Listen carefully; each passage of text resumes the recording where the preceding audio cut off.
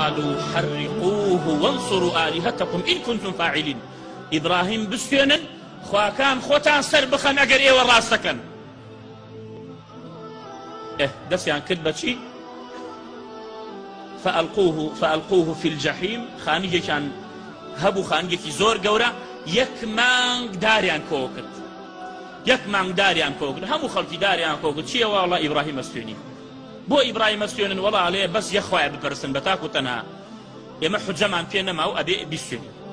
هەتا وەکو ئافرەتی وا هەبوو ئەگەر نەخۆش بوایە ئەیوت خوایە نەزر بێت بەس شاک بمەوە ئەبێ ئەوەنە بارەدار بەرم بۆ هینەکەی ئیبراهیم بیسووتێنم.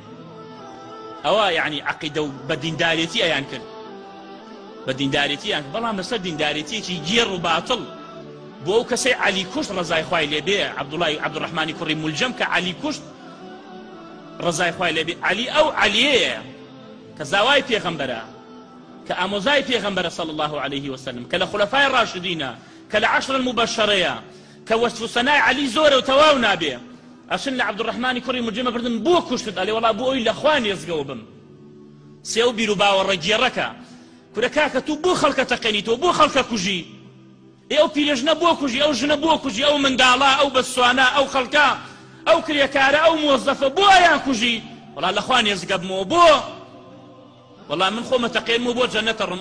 خوا مەحفتان بکە، خوا لە ناوتان بدا ڕەبی کە ئەم خەڵکە ئاوا چاواشاکەن کە ئەوە دین نییە، ئەوە ئیژدان نییە، ئەوە زەمیر نییە، ئەوە ڕەحم نییە، ئەوە بەزەیی نییە.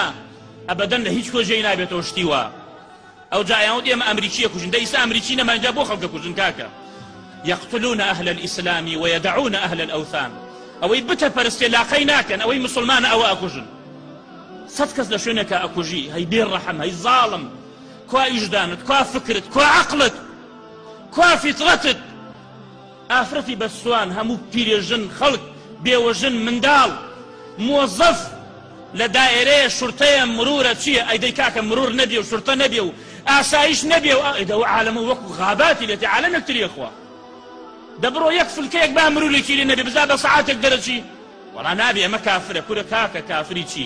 بۆ فکر ناکەنەوە. کوا عەقڵتان بەچی شۆراوەتەوە عەقڵتان؟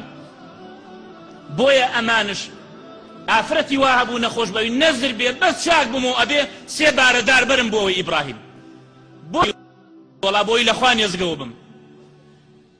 ئەوە فیترەتیان تێک چووە. ئەوە پێغەمبەر صلی الله علیه وسلم فەرمووی هەر کەسێ من خرج على أمتي لا يتحاشى من برها وفاجرها فأنا منه بريء وهو مني بريء.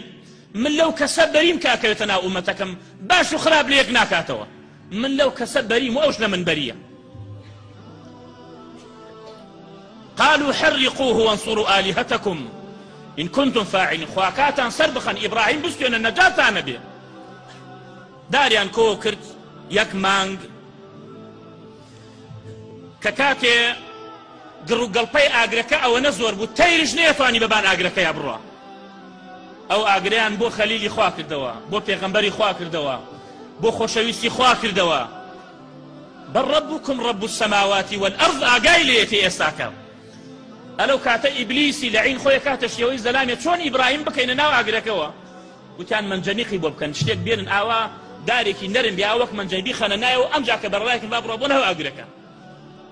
إبراهيم يان خصنا ومن جنيخكو دسيان بستوو هردو بايان بستوو لآسمان إبراهيم يان فرداو ناو آقركو أرزو آسمان وهاتشي ملايكي هاواريان كده خواهي پروردگار أي پروردگار خليلك دوا لآسمان بو لاو آقر الروا خدا فرموي اگر هاوارو پنا بو ايوابا دايو دال داي بدن خو مزانم بانگي كيكا إبراهيم بس بانگي منكا أو كاتا جبريل دي بولاي أو كاتا ملايكي آوكان دي بولاي بس بلي آوك مباني كجين ملايكي هوا بس بلي أقركابا مع عثمان هوتي والله يسم لأيه وناوي حسبي الله ونعم الوكيل خواهي پروردگار بسم بمن ألو عثمان علي حسبي الله ونعم الوكيل خواه بسم بي أليس الله بكاف عبدا أي لو يقينك إبراهيم هيبو سلامي خواهي لسر بيت فريدنا ناو أقركو أمري إلهي تيهتي فرميانا ركوني بردا وسلاما على إبراهيم أياقر سرد به أياقر سرد به بلان ساردي شواء إبراهيم عزية ندي سلاما على إبراهيم سارد و سەلامەت بە لەسەر ئیبراهیم ئاگرەکەش سەد بوو. ئەفەرمی عەبدوڵای کوڕی عەباس لەو ڕۆژە هیچ ئاگرێک ئیسفادەی نەبوو، گڕی نەبوو. ئەلەو ڕۆژە خوای پەروەردگار فەرمی کونی بەردەن وەسەلامەن عەلا ئیبراهیم، سارد بە بەڵام ساردێکی سەلامەت. ئەگەر نەیفەرموایە سەلامەن ئەبووە شاخێکی بەفر ئیبراهیمی هەرە کوشت. یا نار کونی بەردەن وەسەلامە. ئاگری کێیە؟ ئاگری خالقەکەیەتی، ئاگری پەروەردگارە. چۆن لە قسەی دەرەچێ؟ يا نار كوني بردا وسلاما على إبراهيم فأرادوا به كيدا فجعلناهم الأخسرين. أوان فيلو طلقيان دانا بوي إبراهيم لنا وبدنو بتكاني أسر بخن بلام خواي پروردگار فرمي أوان من خست خوارو هرچی حیوانات بونا هاتون ئاگرەکەیانە کوژانەوە إلا قمقمۆک نەبێ، مارمێلک نەبێ. هات فویە کردە گەشی ئاگرەکان بۆی ئاگرەکە زیاتر گەشە بگرێ، بۆی ئیبراهیم بستوێنێ. بۆیە پێغەمبەر صلی الله علیه و سلم فەرمی هەر کەسێ قمقمۆکی بینی با بیکوژێت. ئەوە ئەزیەتی براکەی منی داوە. المؤمنون في توادهم وتراحمهم كمثل الجسد الواحد. ئیماندار ئەبێ مادام ئەزیەتی ئیبراهیمی داوە ئەبێ ئێمەش بیکوژین. أمر بقتله صلى الله عليه وسلم وسماه فويسقا وقال من قتل وزغا في أول ضربة كتبت له 100 حسنة.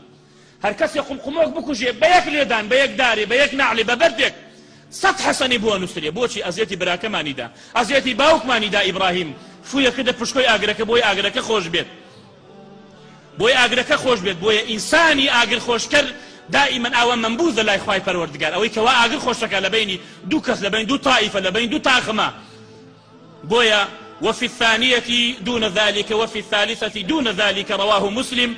ئەوە یەکەم جار قمقمۆک بکوژێ ئەمری کردووە بیکوژین. ئەوە فۆیسقەیە ئەفەرمێ 100 حەسەنەی بۆ نووسرێ. بۆیە ئەزیەتی باوکمانیدا، ئەزیەتی برا گەورەمانیدا ئیبراهیم سەلامی خوای لەسەر بێت. قالوا حرقوه وانصروا آلهتكم إن كنتم فاعلين. قال تعالى ومن يتوكل على الله فهو حسبه أليس الله بكاف عبده. هر کەس توکل بکاتە سەر خوای پەروەردگار وەکو ئیبراهیم، ئەوە خوای پەروەردگار بەسێتی. ئابە و شێوە خوای گەورە میهرەبان خیتابی لەگەڵ ئاگرا کرد. ئەی ئاگر سارد بە و ساردێکی سەلامەت لەسەر ئیبراهیم ئەزیەتی نەدەی. ئەفەرمون عولەمایانی تەفسیر ئیبراهیم فەرموویەتی هیچ ڕۆژێکم لەو ڕۆژانە خۆشتر نەبوو لە ناو ئاگرەکە بووم. لە ژیانمە هیچ ڕۆژێکم لەو ڕۆژانە خۆشتر نەبوو. هەروەها خوای پەروەردگار مەلائیکەی بۆ ناردبوو، لەگەڵیا بوو. ونسد بس أونا حبلكان دسي ستا وحبلكي قاتي ستا كهات دروا كاتي باوشي يبيني آوا إبراهيم چند جوان ناو آقر دشو قومك يبينن ألد بخوا خوايك عظيم تي إبراهيم دا إيمان